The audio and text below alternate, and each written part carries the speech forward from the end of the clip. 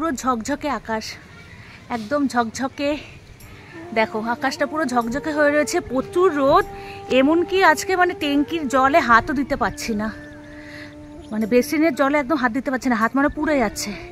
মানে প্রথম যে জলটা পড়ে না, সেই জলটা এতটাই গরম, মানে একটু চা পাতা একটু চিনি দিলে পরে একদম চা হয়ে যাবে, এতটাই রোদের তাপ আজকে। কদিন ধরে খালি বৃষ্টি বৃষ্টি, আর আজকে দেখো কালকেও উঠেছিল কিন্তু আজকে রোদের তাপটা বেশি। এই যে প্রতিদিনের মতো আজকেও কিন্তু শিরোর খাবারটা আমি রেডি করে ফেলছি। হালকা একটু সামান্য আমল দুধের গুঁড়ো দিয়ে আর জলটা সামান্য একটু উষ্ণ গরম করে তাতে বিস্কিটটা আমি ভিজিয়ে রাখি, তারপরে ঠান্ডা করে ওকে খেতে দেওয়া হয়। আর এই যে ওকে ভিডিও করছে বলে বিরক্ত হচ্ছে, বলছে আমাকে মা তাড়াতাড়ি আমাকে খিদে, মানে আমার খুব খিদে পেয়েছে, আমাকে খাবারটা দাও, তুমি ভিডিও পরে করো। হ্যালো বন্ধুরা, তোমরা কেমন আছো? আমি খুব ভালো আছি, আশা করছি তোমরাও অনেক অনেক ভালো আছো। আজকে আবার একটি বড় ভিডিও আমি পোস্ট করতে চলেছি, জানি না কতক্ষণে কি পোস্ট করব। তো চলে এসছে যে ছাদে, আর দেখো কি গরমটাই না পড়েছে বলো। এদিকে বৃষ্টি হয়েছে কদিন ধরে, তার মধ্যেও কিন্তু একটু ভালো ঠান্ডা ঠান্ডা ভাব পড়েছিল, কিন্তু আজকে দেখো এত রোদ, আর যেরকম রোদ সেরকম গরম। কি বলবো, মানে কথা বলতেও পারছি না, এদিকে চুলও ঘেমে গেছে, আর তার মধ্যে এত হেয়ার ফল হচ্ছে কদিন ধরে, সেটা বলার মতো না। তোমরা একটু কমেন্টে আমাকে জানিও তো, কি ইউজ করলে চুল পড়াটা একটু বন্ধ হবে। মানে আমি তো মানে কিছু বুঝেই পাচ্ছি না, যেরকম শিরোর লোম উঠছে সেরকম আমার মানে চুল উঠে যাচ্ছে। তো চলো আর বেশি দেরি করবো না, নিচে চলে যাই, নিচে গিয়ে দেখি আজকে আমি কি কি রান্না বান্না করব।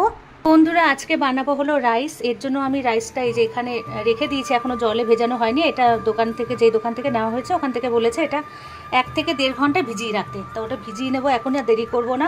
আর এখানে করবো এই যে আলুর দম। আলুর দম করার জন্য সব কিছু রেডি করে নিয়েছি। মশলা এখানে এতটা মশলা দেবো না, এটা আবার এই যে মাংস করবো চিকেন, আর আলুর দমটা করবো হলো এটা আমার শাশুড়ি মার জন্য।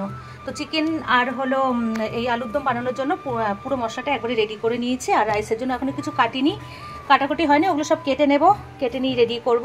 ঝটপট রান্নাটা বসাই, আর এক এক করে ভিডিওটা আজকে কি বলবো, মানে চেষ্টা করব আজকে পোস্ট করার। তো যতটা পারি একটু তাড়াতাড়ি চেষ্টা করি।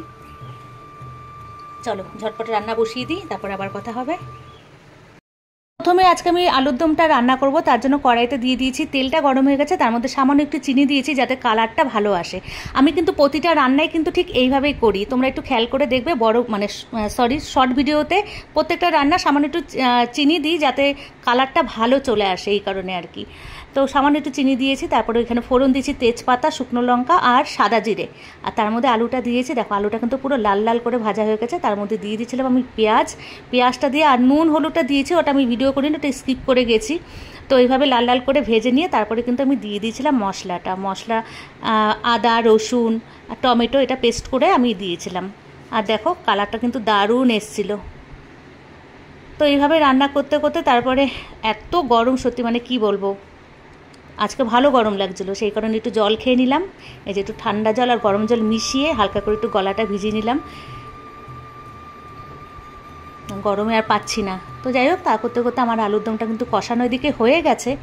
এই দেখো কালারটা কি ভালো এসছে না বলো, দেখে তো দারুণ লাগছে। আমি যদিও এখন ভয়েস দিচ্ছি, আমি কিন্তু এখনও খাবার খাইনি। এখানে মার খাওয়া হয়ে গেছে, আমার মেয়েরও খাওয়া হয়ে গেছে, মানে আমার শাশুড়ি মা আর মেয়ের কিন্তু খাওয়া হয়ে গেছে। তো দেখো মশলাটা কষানো হয়ে যাওয়ার পরে আমি দিয়ে দিয়েছিলাম এর মধ্যে জল। আর অবশ্যই কিন্তু আমি রান্নার সময় না ঠান্ডা জলটা খুবই কম ইউজ করি, একটু গরম জল করে দিলে সে খাবারের স্বাদটা ভালো থাকে। তো এইভাবে কিন্তু আলুর দমটা আমি বানাচ্ছিলাম।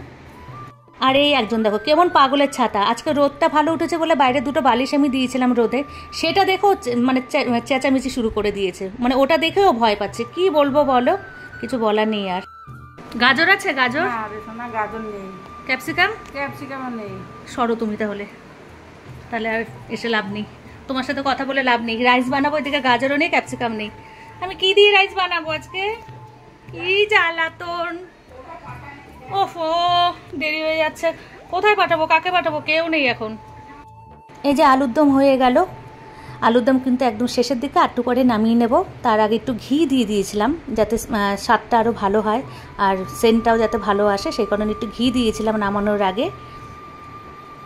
আর এপাশে বসিয়েছিলাম শিরোর জন্য পেঁপে দিয়ে আর চিকেন সিদ্ধ। এটা শিরোর জন্য বসিয়েছে। আর সেরকম কোনো সবজি ছিল না ঘরে, তাই শুধু পেঁপেটা দিয়ে চিকেনটা দিয়ে বসিয়ে দিয়েছিলাম।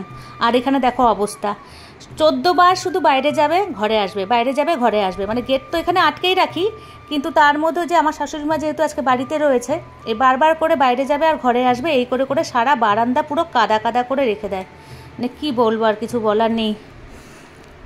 কি বলবো, ওকে বকতেও পারি না সেভাবে, মাঝে মধ্যে বকি, মারিও, মারও খায়, বকাও শোনে, কিন্তু বেশি জোরে তো আর মারা যাবে না ওকে, আর বেশি জোরে বকাও যাবে না, এদিকে খুব ভয় পায়। তো সেই কারণে কিছু করার নেই, যে আবার দাঁড়িয়ে রয়েছে এখানে। এখানে আমি মুছে নিলাম বারান্দাটা, আর তারপরে ওকে কিন্তু আমি ঘরে আটকে রেখেছিলাম, কারণ ও বারবার করে খালি পাড়াচ্ছে, এই যে বেরোনোর জন্য আমাকে রিকোয়েস্ট করছে, মা দরজা খুলে দাও আমি বেরোবো।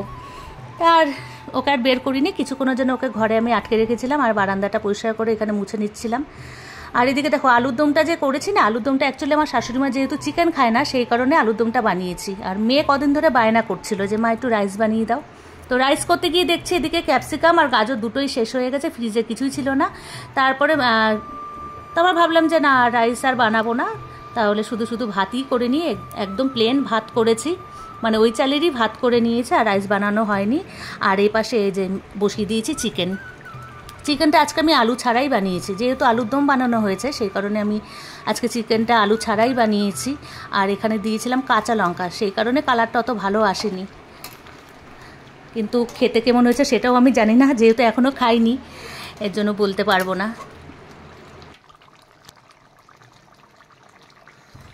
শিরো চিকেন সিদ্ধ হয়ে গেছে, এবার ওদেরকে এক এক করে আমি খাবারটা দিয়ে দেবো, দিয়ে তারপরে আমি পরে খাবো। ওদেরকে আগে সবাইকে দিয়ে দেবো, আগে শিরোর খাবারটা রেডি করে নিই।